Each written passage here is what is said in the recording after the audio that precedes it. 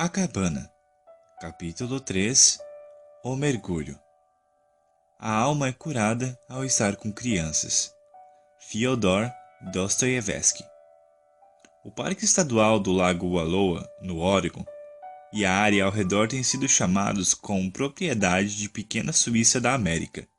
Montanhas escarpadas e agrestes erguem-se até quase 3.000 metros, e no meio delas há inúmeros vales escondidos cheios de riachos, trilhas de caminhada e altas campinas cobertas de flores silvestres. O Lago Wallowa é a passagem para a área de recreação nacional de Hells Canyon, onde está a maior desfiladeiro da América do Norte, esculpido no decorrer dos séculos pelo rio Snake. Em alguns lugares tem mais de 3 quilômetros do topo à base, e às vezes 16 quilômetros de uma borda à outra. Na área de recreação, há mais de 1.400 quilômetros de trilhas de caminhada. Os vestígios da presença da tribo Nez Perce, que antes dominava a região, estão espalhados por essa vastidão, junto com os dos colonos brancos que passavam a caminho do oeste.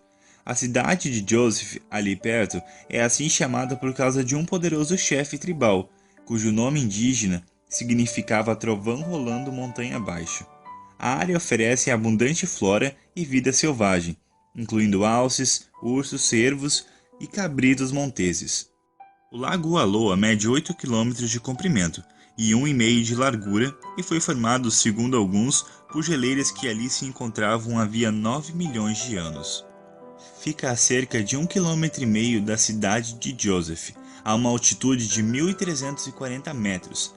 A temperatura da água é de tirar o fôlego durante a maior parte do ano, mas fica agradável no fim do verão para um nado rápido perto da margem. Mac e as crianças preencheram os 3 dias seguintes com diversão e lazer.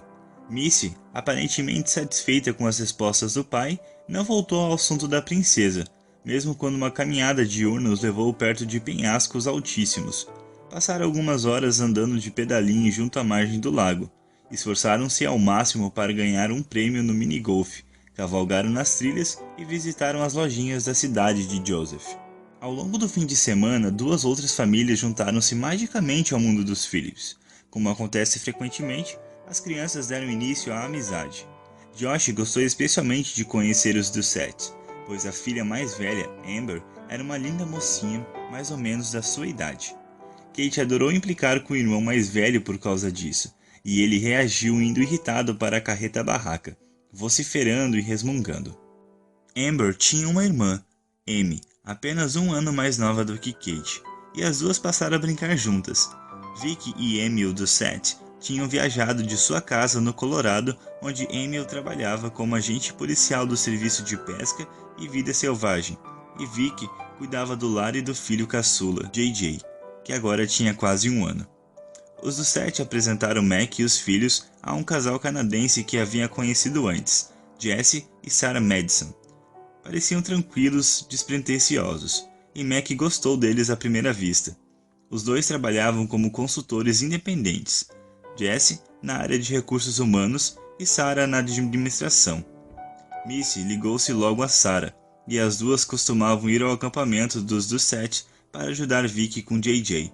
O domingo nasceu radioso, e todo o grupo se empolgou com a ideia de pegar o teleférico do Lago Wallowa até ao topo do Monte Howard, 2.484 metros acima do nível do mar. Jesse e Sarah convidaram todos para almoçar em um restaurante no topo da montanha. Depois, passariam o resto do dia caminhando até os 5 pontos de observação e os mirantes. Armados de máquinas fotográficas, óculos escuros, garrafas d'água e protetor solar, partiram no meio da manhã. Como já imaginavam, fizeram uma verdadeira festa com hambúrgueres, batatas fritas e milkshakes no restaurante. A altitude estimulou o apetite. Até Missy conseguiu devorar um hambúrguer inteiro e a maior parte das outras guloseimas.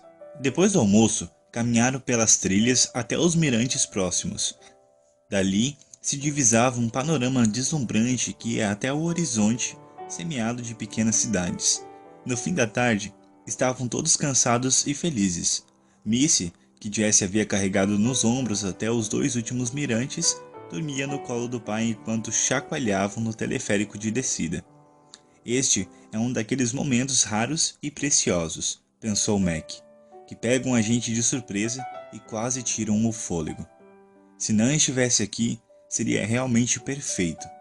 Ajeitou o peso de Missy numa posição mais confortável para ela e tirou o cabelo do rosto da menina para olhá-la. A sujeira e o suor do dia só faziam estranhamente aumentar seu ar de inocência e sua beleza. Por que eles têm de crescer? Pensou ao dar um beijo na testa da filha. Naquela noite, as 3 famílias se reuniram para um último jantar juntos. Mais tarde, os adultos sentaram-se bebericando café ao redor de uma fogueira, enquanto Emil contava suas aventuras em operações contra quadrilhas de contrabando de animais em extinção. Era um narrador hábil, e sua profissão oferecia um enorme elenco de histórias hilariantes. Tudo era fascínio e Mac voltou a ser inundado por um intenso bem-estar. Como acontece frequentemente quando uma fogueira de acampamento arde por muito tempo, a conversa passou do humorístico para o mais pessoal. Sarah parecia ansiosa para conhecer melhor o resto da família de Mac, especialmente Nan. Como ela é, Mackenzie? Mac adorava exaltar as maravilhas de sua Nan. Modéstia à parte, Nan é linda por dentro e por fora. Sorriu encabulado e viu os dois olhando afetuosamente para ele. Estava realmente com saudades de sua mulher. O nome completo dela é Nanette, mas quase todo mundo só a chama de Nan. Tem uma tremenda reputação na comunidade médica, pelo menos no Noroeste. É enfermeira e trabalha com pacientes terminais de câncer. É um trabalho duro, mas ela adora. Bom, Nan escreveu alguns textos e tem feito palestras em congressos. Verdade? Perguntou Sarah. Sobre o que ela fala? Ela ajuda as pessoas que estão diante da morte a pensarem no relacionamento com Deus. Eu adoraria ouvir mais sobre isso, encorajou Jesse, enquanto atiçava o fogo com um graveto, fazendo-o avivar-se com vigor renovado. Mac hesitou. Por mais que se sentisse à vontade com aqueles dois, não o conhecia de fato e a forma como a conversa se aprofundara o deixava meio inquieto. Procurou responder de maneira sucinta. Nan é muito melhor nisso do que eu.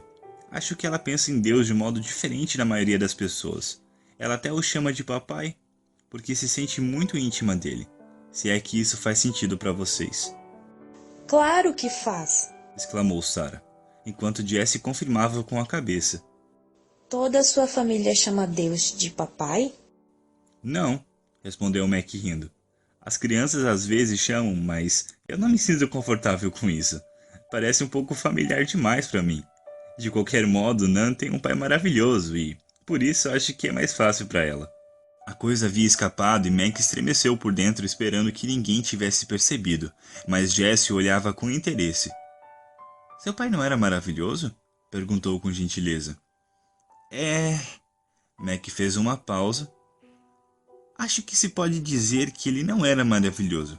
Morreu quando eu era criança de causas naturais. Riu, mas o som foi oco. Olhou para os dois. Bebeu até morrer. Lamentamos muito, disse Sarah afetuosamente. Bom, ele observou, forçando outro riso. Às vezes a vida é dura, mas eu tenho muita coisa para agradecer. Seguiu-se um silêncio incômodo, e Max se perguntou por que estava falando sobre essas coisas com aqueles dois. Segundos depois, foi resgatado por um jorro de crianças que se derramaram do trailer para o meio deles. Para a alegria de Kate, ela e Amy haviam surpreendido Josh e Amber de mãos dadas no escuro, e queriam que todos soubessem. Josh estava tão fascinado que nem chegou a protestar. Quando os Madison se despediram de Mac e de seus filhos, Sarah bateu carinhosamente no ombro do novo amigo. Depois, foram andando pela escuridão até o acampamento dos Doucet. Mac ficou olhando-os, até não conseguir mais escutar seus sussurros e a luz oscilante da lanterna deles desaparecer. Sorriu e virou-se para arrebanhar sua turma na direção dos sacos de dormir. As orações foram feitas, seguidas por beijos de boa noite e risinhos de Kate conversando baixo com o irmão mais velho. E finalmente, silêncio. Mac arrumou o que pôde usando a luz das lanternas e decidiu deixar o resto para o dia seguinte. De qualquer modo, só planejavam partir no início da tarde. Encheu seu último copo de café e sentou-se bebendo-o diante da fogueira que se havia consumido até só restar uma massa faiscante de carvões incandescentes. Estava sozinho, mas não solitário. Esse não era o verso de uma música conhecida? Não tinha certeza, mas se conseguisse lembrar, procuraria o CD quando chegasse em casa. Hipnotizado pelo fogo e envolvido por seu calor, orou, principalmente orações de agradecimento. Tinha consciência dos privilégios que recebera. Bênçãos provavelmente era a palavra certa. Estava contente, descansado e em paz. Mac não sabia, mas em menos de 24 horas suas orações mudariam, drasticamente. A manhã seguinte, apesar de ensolarada e quente, não começou tão bem. Mac acordou cedo para surpreender as crianças com um café da manhã especial, mas queimou 2 dedos quando tentava soltar as panquecas que haviam grudado na frigideira. Reagindo à dor lacinante, derrubou o fogão, a frigideira e a tigela de massa no chão arenoso. As crianças, acordadas pelo barulho e pelos palavrões de voz baixa, vieram ver o que estava acontecendo. Começaram a rir quando descobriram o que era, mas bastou um "Ei, isso não é engraçado!" de Mac para voltarem para dentro da barraca, rindo escondidas enquanto olhavam pela janela de tela. Assim, em vez do planejado, o café da manhã se resumiu a cereal frio com creme de leite diluído, já que o resto do leite fora usado na massa de panqueca. Mac passou a hora seguinte tentando arrumar o acampamento com 2 dedos enfiados num copo d'água gelada. A notícia devia ter se espalhado, porque Sarah Madison apareceu com material de primeiros socorros para queimaduras. Minutos depois de ter seus dedos cobertos por um líquido esbranquiçado, Mac sentiu a ardência diminuir. Mais ou menos nessa hora, tendo terminado suas tarefas, Josh e Kate vieram perguntar se poderiam dar um último passeio na canoa dos Seth, prometendo usar coletes salva-vidas. Depois do inevitável "não" inicial e da insistência dos filhos, Mac finalmente cedeu. Não estava muito preocupado. O acampamento ficava pertinho do lago e eles prometeram não se afastar da margem. Mac poderia vigiá-los enquanto continuava a guardar as coisas. Missy estava ocupada colorindo o livro da cachoeira Mutnamá. Ela é linda demais, pensou Mac, olhando embravecido a filha enquanto limpava a sujeira. A menina vestia a única roupa limpa que lhe restara, um vestidinho vermelho de verão com flores do campo bordadas, comprado em Joseph, quando foram à cidade no primeiro dia. Cerca de 15 minutos depois, Mac levantou os olhos ao ouvir uma voz familiar chamando do lago. "Papai!" Era Kate. Ela e o irmão acenaram do bote. Ambos usavam os coletes salva-vidas, e Mac acenou de volta. É estranho como um ato ou acontecimento aparentemente insignificante pode mudar vidas inteiras. Levantando o remo para acenar, Kate perdeu o equilíbrio e emborcou a canoa. Surgiu uma expressão congelada de terror em seu rosto enquanto, quase em silêncio e em câmera lenta, o barco virava. Josh se inclinou freneticamente para tentar equilibrá-lo. Mas era tarde demais, e ela desapareceu na água. Mac já corria para a beira do lago, não pretendendo entrar, mas para estar perto quando eles saíssem. Kate emergiu primeiro, tossindo e gritando. Porém não havia sinal de Josh, e de repente Mac viu uma erupção de água e pernas e soube naquele momento que algo estava terrivelmente errado. Para seu espanto, todos os instintos que havia desenvolvido como salva-vidas na adolescência voltaram instantaneamente. Em questão de segundos ele caiu na água, tirando os sapatos e a camisa. Nem se deu conta do choque gelado ao disparar na direção da canoa virada. Ignorando os soluços aterrorizados da filha, ela estava em segurança. Seu foco principal era Josh. Respirando fundo, mergulhou. Apesar de toda a agitação, a água continuava razoavelmente límpida. Encontrou Josh rapidamente e logo descobriu a razão de seu problema. Uma das tiras do colete salva-vidas se prendera na amarra da canoa. Por mais que tentasse, Mac não conseguiu soltá-la, e por isso fez sinal para Josh entrar mais fundo sob a canoa, onde havia um bolsão de ar. Mas o pobre garoto estava em pânico, tentando livrar-se da tira que o prendia embaixo da água sobre a borda da canoa. Mac veio à superfície, gritou para Kate nadar até a margem, sugou todo o ar que pôde e mergulhou pela segunda vez. No terceiro mergulho, sabendo que o tempo estava acabando, percebeu que tinha 2 alternativas: tentar livrar Josh do colete ou virar a canoa. Escolheu a segunda opção. Se foram Deus e os anjos, ou Deus e a adrenalina, ele jamais teve certeza, mas na segunda tentativa conseguiu virar a canoa libertando Josh da amarra. O colete manteve o rosto do garoto acima da água. Mac emergiu atrás de Josh, agora frouxo e inconsciente, com sangue escorrendo de um talho na cabeça, que a canoa acertara quando Mac a virara de volta. Começou imediatamente a fazer respiração boca a boca no filho, do melhor modo que podia. enquanto outras pessoas o ajudavam a puxá-lo em direção à parte rasa. Sem perceber os gritos ao redor, Mac se concentrou na tarefa com o pânico borbulhando no peito. Quando os pés de Josh tocaram terreno firme, o garoto começou a tossir e a vomitar água e o café da manhã. Aplausos empolgados irromperam ao redor, porém Mac não deu a mínima. Dominado pelo alívio e pela descarga de adrenalina resultante do esforço, começou a chorar, e, de repente, Kate estava soluçando com os braços em volta de seu pescoço, enquanto todos riam, choravam e se abraçavam. Dentre os que haviam sido atraídos pelo barulho estavam Jesse Madison e Emil Doucette. Em meio à confusão de gritos de alegria e de alívio, Mac escutou a voz de Emil sussurrando. Desculpe, desculpe, desculpe. A canoa era dele. Poderiam ter sido seus filhos. Mac o abraçou e disse quase gritando em seu ouvido. Pare com isso! Não foi culpa sua e estão todos bem. Emil começou a soluçar com as emoções subitamente liberadas de uma represa de culpa e medo contidos. Uma tragédia fora evitada. Pelo menos, era o que Mac pensava.